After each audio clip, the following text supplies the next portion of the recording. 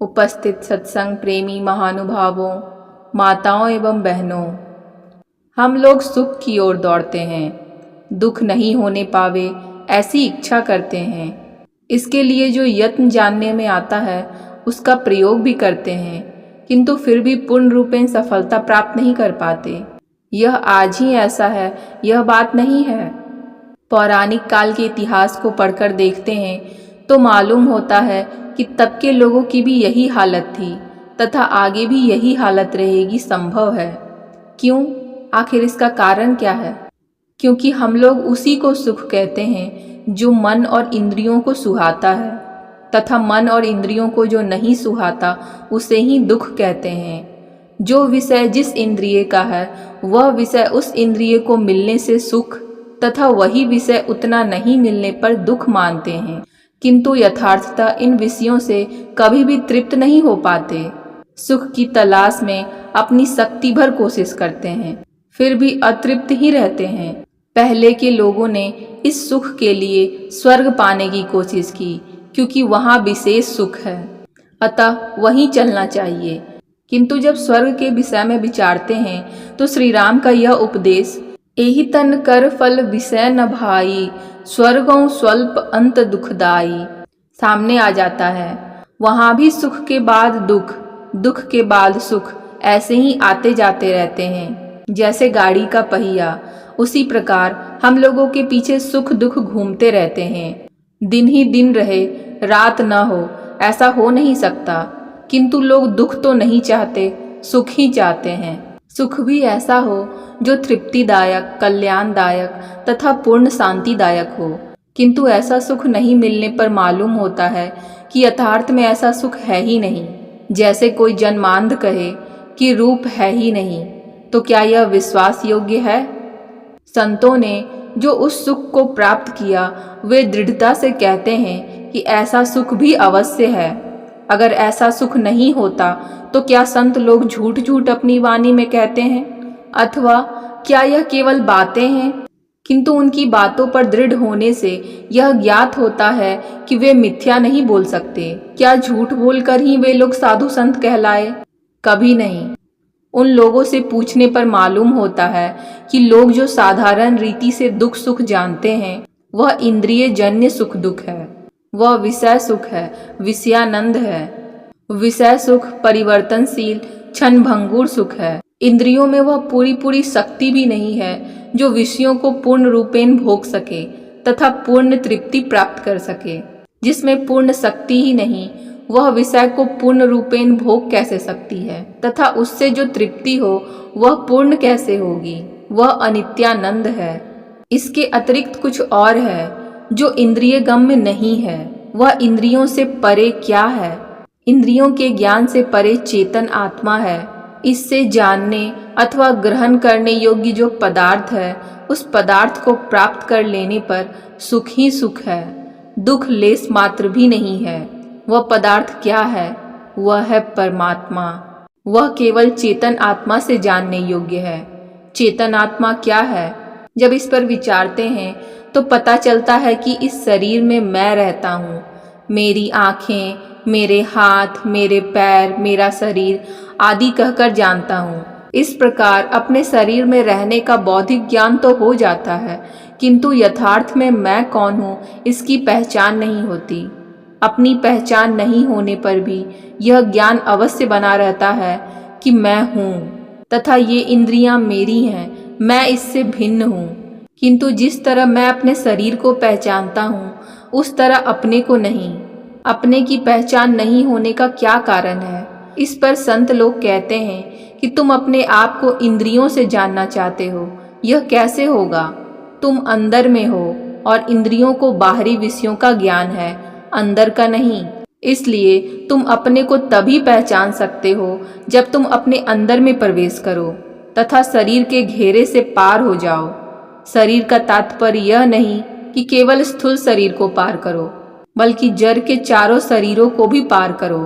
तब पता चलेगा कि तुम कौन हो तथा उसे अकेलेपन में अर्थात चारों जड़ शरीरों से छूटकर कैवल्य दशा में रहने पर जो सुख मालूम होगा वह कौन सुख है।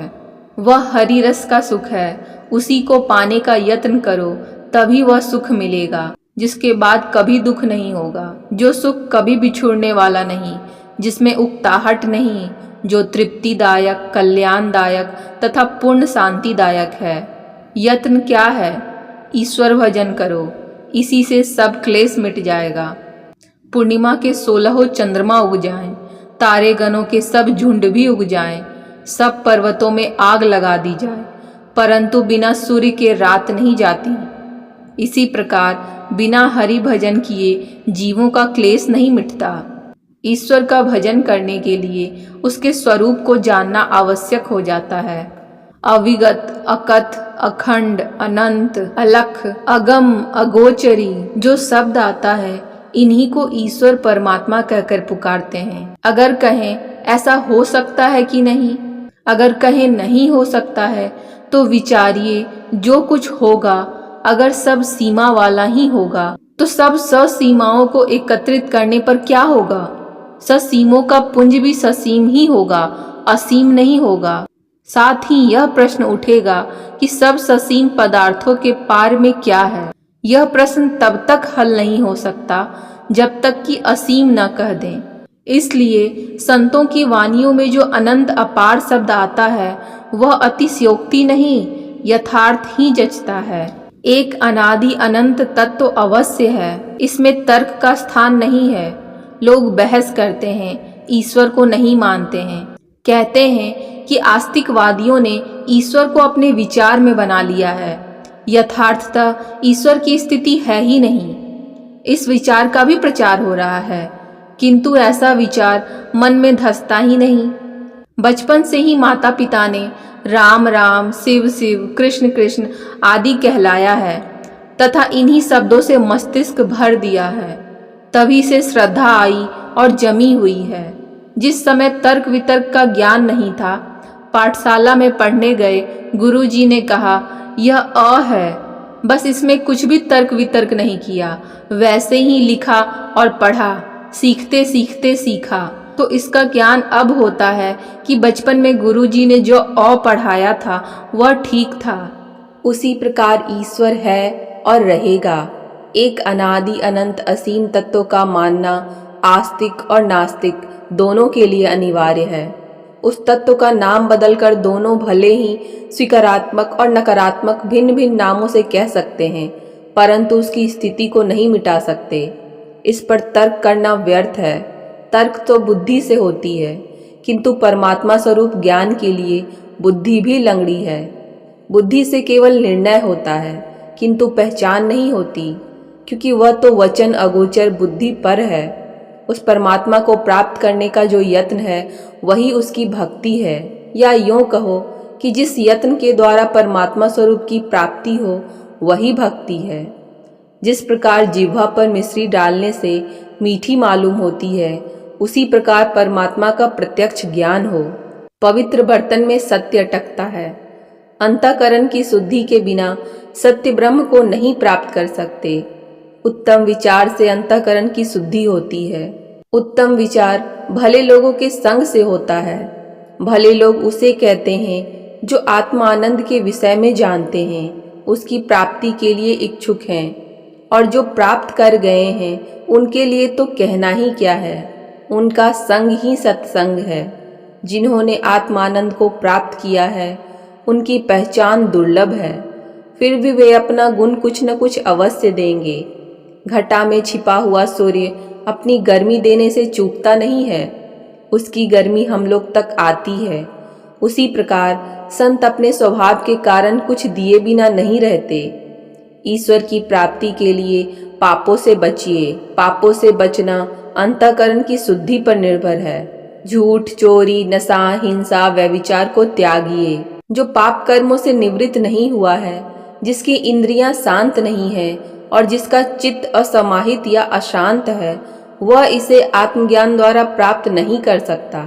इसलिए पापों का परित्याग कर ईश्वर की भक्ति करनी चाहिए, क्योंकि हमें सुख की अभिलाषा है। सुख की प्राप्ति के लिए हमें यत्न करना चाहिए। केवल सुख सुख कहने से सुख नहीं होगा। यह यत्न ईश्वर भजन है। इसी से परम शांति में सुख मिलेगा। बस आज के लिए इतना ही। यह प्रवचन शाह आलम नगर, जिला मधेपुरा में श्री सीताराम भगत जी के द्वारा आयोजित दिनांक 27/1/1951 ईस्वी के सत्संग में हुआ था। आशा करती हूँ आपको यह प्रवचन सुनने में अच्छा लगा होगा। प्रवचन सुनने में अच्छा लगा हो तो कमेंट में जय गुरु महाराज जरूर लिखिएगा। मिलते हैं ऐसे ही और वीडियोज़ में। तब तक के लिए जय गुरु।